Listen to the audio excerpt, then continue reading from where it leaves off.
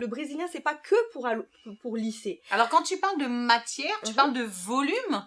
Pas forcément de volume, pas forcément, ils vont pas forcément gonfler, mais comme sur chaque cheveu, le cheveu va être enveloppé d'une matière, donc la kératine, donc ça va le densifier. Donc ça va le grossir, exactement. Donc coup, lui donner du volume.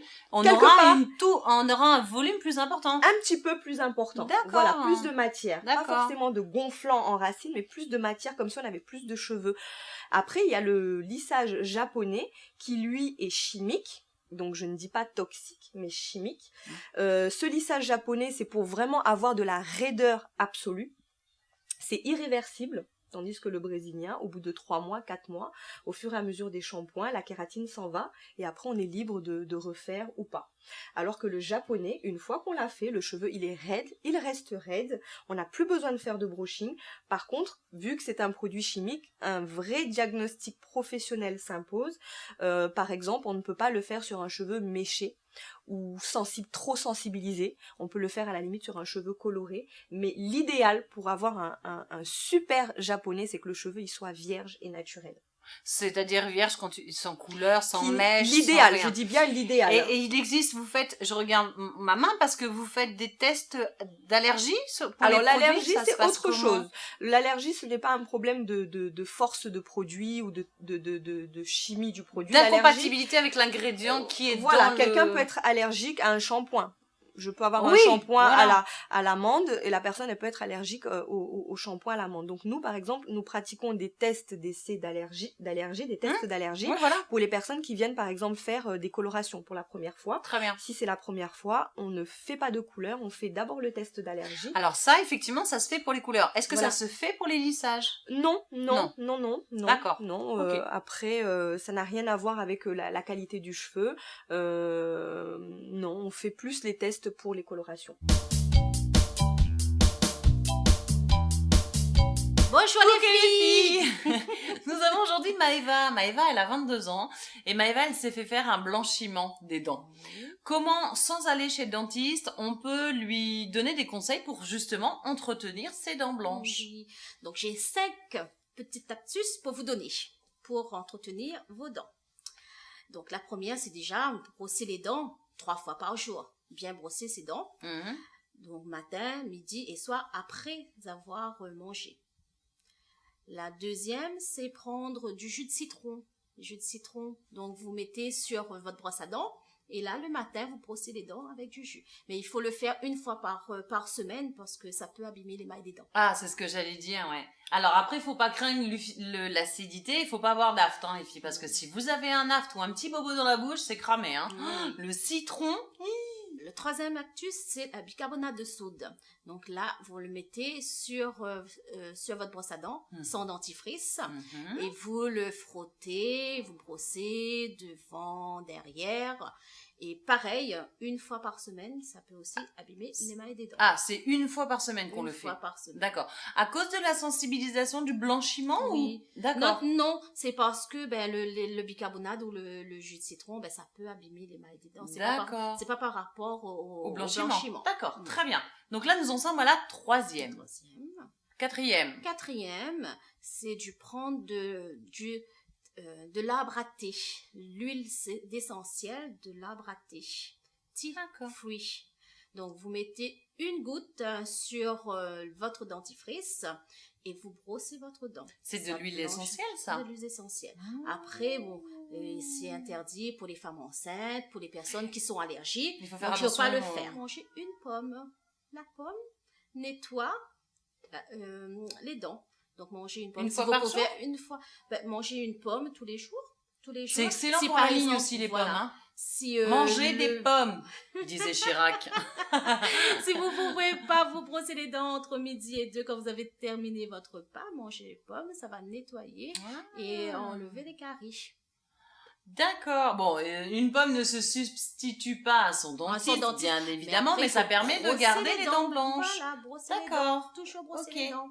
Oui, parce qu'il existe aussi, pour ceux qui ne le savent pas, des brosses à dents taille voyage, des dentifrices taille voyage, quand on a un rendez-vous après le déjeuner, pour éviter d'avoir un bout de tigeac entre les 2 dents, qui n'est pas très élégant. Des fils dentaires aussi. Ou des fils dentaires, oui. Et puis, il ne faut pas utiliser des brosses dures. Prenez des brosses souples, médium, donc pour ne pas abîmer la gencive, l'émail des dents. D'accord. Ok. Donc voilà 5 solutions que nous avons données à nos téléspectatrices de ce soir pour pouvoir garder un sourire de star. On est d'accord? Bien. Mylène, merci pour ces précieux conseils. Les filles, n'hésitez pas à nous envoyer vos questions sur www.secretdefille.tv et bien évidemment sur notre page fan. Mouah. Des bisous, ciao. Bonjour les filles, bonjour Christelle. Bonjour. Les filles, j'ai la grande chance ce soir d'être avec Christelle, la psy de Secret de Filles, notre meilleure amie à nous toutes, hein, n'est-ce pas? Nous avons aujourd'hui José. José, elle a 32 ans et José, elle va se séparer de son chéri. Oui. Elle va retourner vivre chez sa maman. Oui. Elle appréhende un peu. Ah, d'accord. Donc, quel conseil on peut lui donner pour que ça se passe le mieux du monde possible? Déjà, sa séparation, le fait de retourner chez sa mère, enfin, ça n'a pas l'air évident comme situation, hein. C'est jamais évident. Alors, c'est jamais évident, effectivement, mais moi, je dirais qu'elle a la chance de pouvoir retourner chez ses parents, C'est une chez chance? sa maman. Ben oui. Alors, il faut le prendre comme une chance. Voilà, je sais. elle est dans une période extrêmement difficile et elle a au moins quelqu'un sur qui elle peut compter, c'est sa famille. Donc, il y a des personnes qui n'ont pas cette possibilité. C'est vrai. Donc, c'est vrai que il faut effectivement vraiment le vivre du bon côté. Et puis, oui, ça sera difficile, bien entendu, parce que ça veut dire qu'on revient en arrière, ça veut dire que on peut aussi se décevoir par rapport à ça. Ça veut dire qu'il faut de nouveau vivre avec d'autres règles que celles qu'on avait chez soi. C'est pas évident, ça. Hein. Exactement, qu'il faut les respecter. Mais au moins, elle a la chance que c'est chez sa maman et que sa maman, elle la connaît bien. Il y a au moins cette chance-là qu'elle connaît les règles de vie puisqu'elle y a grandi. Tu connais les mères. Oui, mais je te l'avais dit, c'est pas quelqu'un pour toi. Alors, comment on fait, docteur? Alors, comment on fait? On demande à maman de laisser un petit peu de calme, un petit peu d'espace pour pouvoir se ressourcer, se remettre de cette rupture, pouvoir avoir le temps de se retrouver chez soi, de retomber sur ses pieds financièrement, parce que c'est souvent la raison qui fait qu'on retourne chez les parents aussi. Voilà, donc il faut vraiment dire ce qu'on a besoin. Et ne pas se remettre dans la position de petite fille ou d'adolescente. Qui a envie d'être couvée. Qui a envie d'être couvée, mais surtout que maman a envie de couver. Parce que c'est surtout ça. Je pense qu'à 35 ans, elle n'a plus du tout envie d'être couvée par maman. Par contre, maman, c'est maman. Et du coup, c'est toujours sa petite fille, son bébé. Donc, elle aura envie de lui donner des conseils, de lui faire les repas matin, midi, soir. Les conseillers ne sont pas forcément les bons payeurs, c'est ça qu'on dit? Oui, non, mais c'est sûr. C'est ça. C'est sûr. Mais il faut mettre ça à distance. C'est-à-dire que, voilà, retourne vivre chez ta maman en te disant, c'est pour un temps, déjà. C'est un moment donné. Et prépare-toi à ce que, justement, elle te dise, t'aurais dû faire comme ci, t'aurais dû faire comme ça. Et que c'est pas contre toi, c'est parce qu'elle a envie de t'aider, c'est parce qu'elle t'aime. Et si tu perçois les choses de cette manière-là, c'est d'emblée, tu pars sur du positif. C'est plus facile à vivre. D'accord.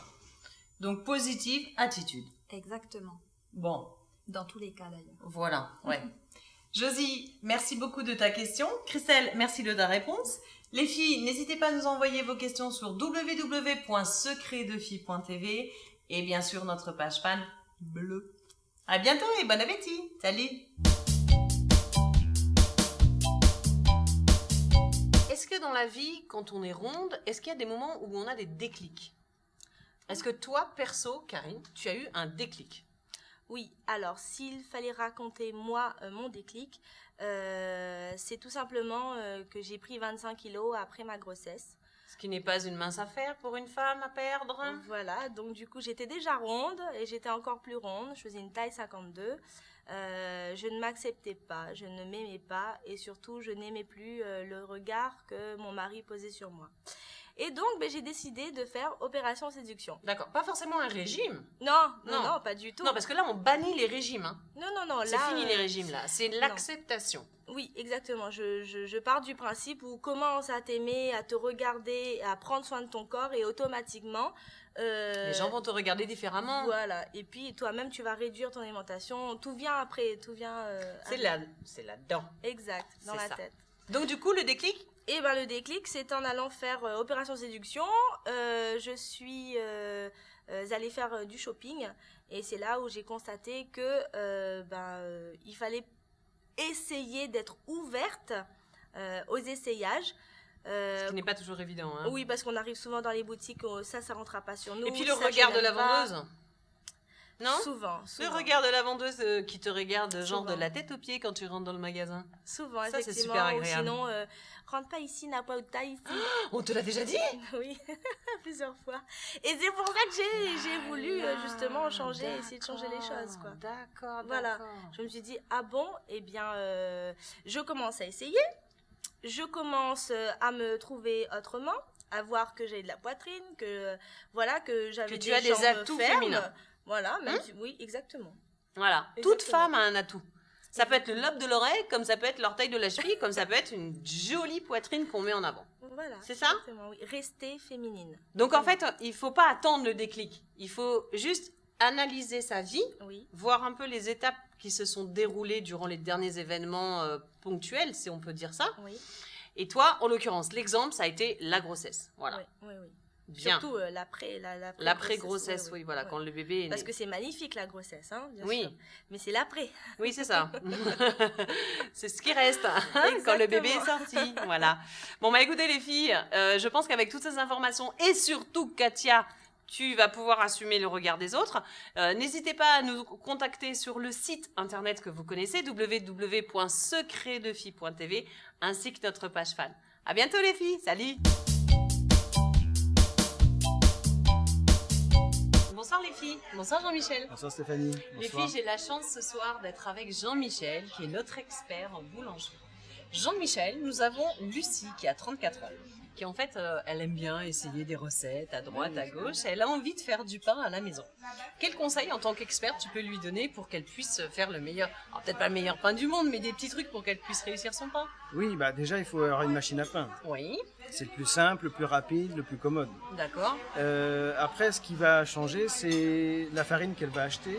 d'accord. La qualité de la farine? Oui, et puis les ingrédients, s'il y a des graines, si elle préfère un pain aux graines ou nature. D'accord. Ce qu'il faut simplement lui rappeler, c'est que elle n'obtiendra pas un pain de boulangerie. Hein, parce qu'il n'y aura pas de croustillant, il Oui. n'y aura pas, voilà, hein, la saveur Le temps est pas de le même. cuisson n'est pas le même peut-être. Exactement. Et en plus, on n'a pas ce temps de fermentation qui est nécessaire. Mais cela dit, elle aura un bon pain de type un peu pain de mie. Voilà, d'accord. Voilà. Ok. Est-ce qu'on peut lui donner des petits trucs pour optimiser en fait la fabrication de son pain? Petit truc, non, c'est surtout au niveau gustatif. D'accord, ok. c'est Donc il elle faut qui vraiment va- que qui Lucie choisira. fasse attention aux graines qu'elle achète, Voilà. au type de levure qu'elle achète. Voilà, C'est ça? voilà. La levure, non, parce que la levure, c'est un petit peu standard. Mais D'accord. c'est surtout ce qu'elle souhaite avoir comme pain. C'est à elle d'incorporer dans sa pâte un certain nombre d'éléments. Très bien. Voilà. Très bien. Alors Lucie, après, à ton gré, de rajouter des Voilà. petits lardons, des choses un petit peu Voilà. qui sortent de l'ordinaire Voilà. pour pouvoir faire des créations. Exactement. D'accord. Très bien. Merci Jean-Michel. Alors, oui. Merci les filles. À bientôt. Ciao, ciao.